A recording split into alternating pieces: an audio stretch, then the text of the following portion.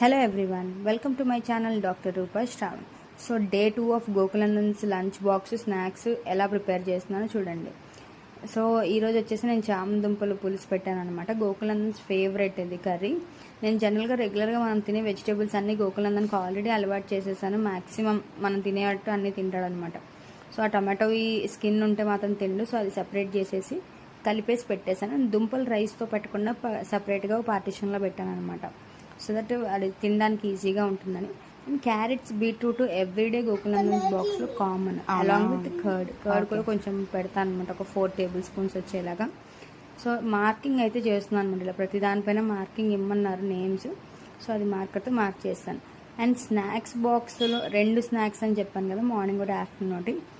Morning snacks వచ్చేసి నేను mango cut చేసి పెట్టాను, తర్వాత మఖానా పెట్టాను అనమాట రోస్టెడ్.